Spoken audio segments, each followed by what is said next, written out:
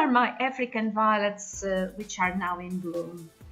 African violets is their common or nickname, but in fact they are St. Paulias.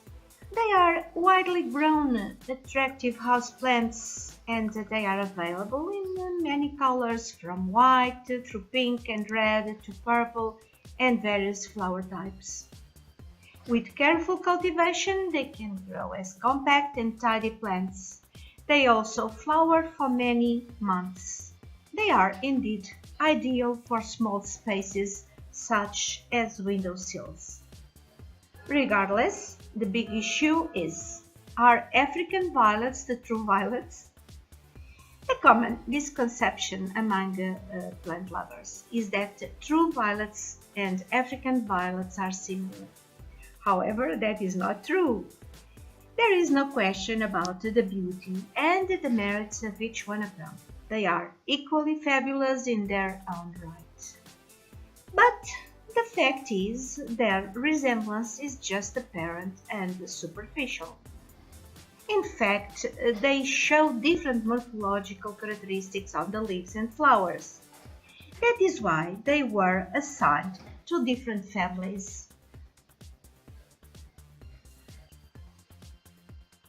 So let's see the differences.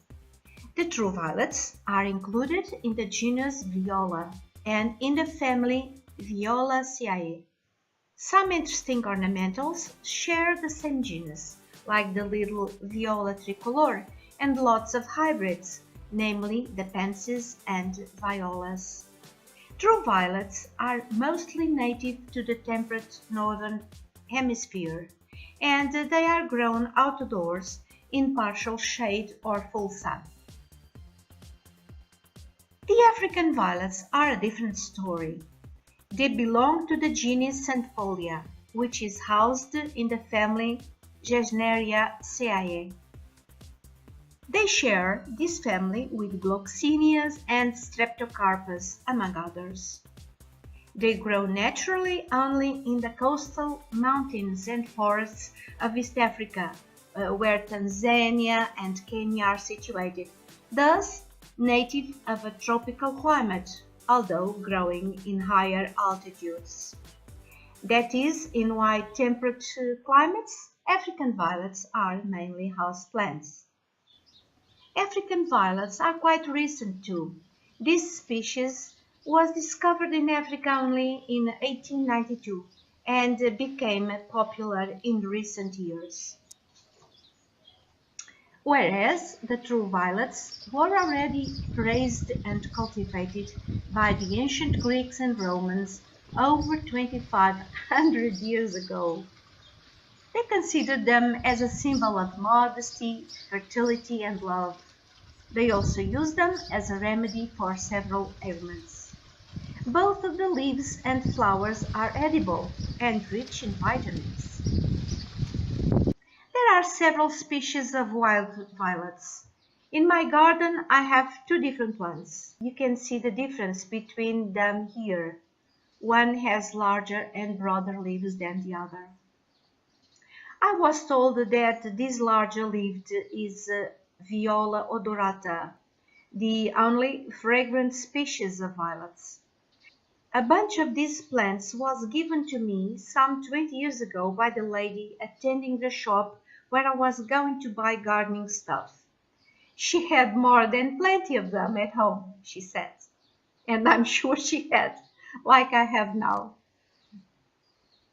This species spreads fast and vigorously. I like it as a ground covering, as while she's covering the soil, weeds are kept away. This year, flowering on this species is late. But the flowers are never very obvious anyway. They usually grow under the leaves and are not very visible, for me at least. Very often this species develops flowers under the foliage, and they don't even bother to open completely, as they just self-pollinate. And this way they seem to want to avoid the uncertainty of pollination. They probably worry and think, are insects coming? Or will they miss me because I'm too small? This is my other species and my favorite. Viola suavis is a native in my country. She's not fragrant, but she has smaller leaves. Therefore, her growth habit is lower and she produces an abundance of flowers. A few plants of these were given to me by a friend.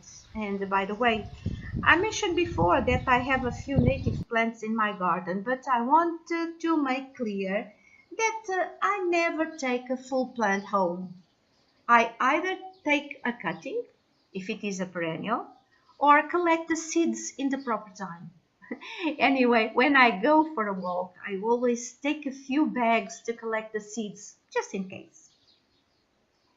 True violets enjoy light shaded or sunny locations.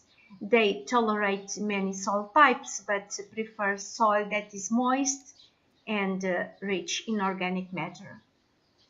They are quite resilient and they are very easy to grow.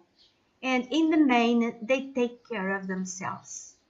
They self-seed very easily and also spread through underground rhizomes. As a consequence, wild violets have a tendency to become invasive. In my garden, they pop up nearly everywhere, but I do not mind. They make a very nice ground covering for a natural garden like mine, and the foliage is quite beautiful and refreshing, even in the absence of flowers. And this is it. I thank you so much for watching this video. I'll see you in the next one. Bye bye.